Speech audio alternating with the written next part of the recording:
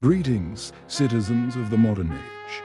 Before we embark upon our journey, look to your maps and steady your nerves. For we are about to descend beneath the cobblestones of London to witness the birth of our subterranean giant. This is the story of how we conquered the dark and carved a path for the future. London, the 1850s, a city of 2 million souls, all seemingly crammed into the same square mile of cobblestone. The congestion was a positive calamity, a chaotic soup of horse-drawn omnibuses, heavy drays and disgruntled pedestrians.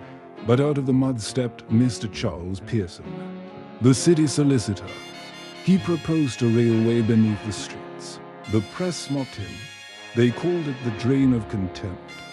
But Pearson knew that to save the city, we had to go under it. 1860. The first sod is turned for the Metropolitan Railway. Lacking the machines of the future, we use cut and cover. A great trench, 60 feet wide, was sliced through the very heart of the capital. We demolished slums, diverted the river fleet into giant iron pipes, and rerouted every sewer in the parish. Thousands of sturdy navvies laid down a brickwork lining so thick it could withstand the weight of the world. By 1863, the steam-driven Metropolitan line opened its doors. Skeptics feared the foul air, but 30,000 Londoners flocked to the tunnels on the first day alone. The age of the commuter had dawned in a cloud of glorious, sulphurous smoke. But as the Victorian era marched on, the city demanded even deeper pots. We couldn't keep digging up the roads. The shopkeepers were beginning to grumble. We needed to pierce the London clay, that thick, waterproof layer of earth lying deep beneath our feet.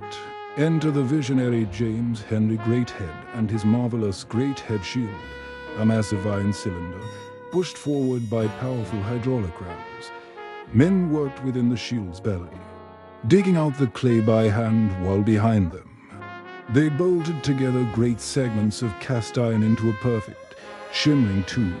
1890, the City and South London Railway, the world's first deep-level tube. And even more miraculous, no steam. We harnessed the invisible power of electricity to pull our carriages. No more soot-stained collars for the city gent. This was the electric age. And the London Underground was its crowning jewel. Soon, the American financier Mr. Yerkes arrived with his bags of gold, weaving together the Baker, the Piccadilly, and the Charing Cross lines into a singular, magnificent web. They even installed moving staircases at Earl's Court. One brave one-legged man, Bumper Harris, was hired to ride them all day just to prove to the nervous public that they were perfectly safe. Through 2 world wars, these tunnels proved their worth as more than just a railway. They became the steel ribs of our resolve, the world's deepest bomb shelters were. During the Blitz, 100,000 Londoners slept soundly while the Luftwaffe roared overhead.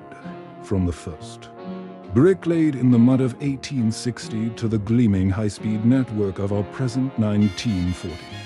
The Underground stands as a monument to what can be achieved with a bit of British pluck and a great deal of iron. The London Underground, the pulse of the empire, beating strong beneath your feet. Once again, we thank you for joining us on this tour of our subterranean heritage. Don't forget to leave a comment and let us know which marvel of the modern world should we investigate next. Until our next broadcast, this is your narrator, wishing you a pleasant journey and a very good day.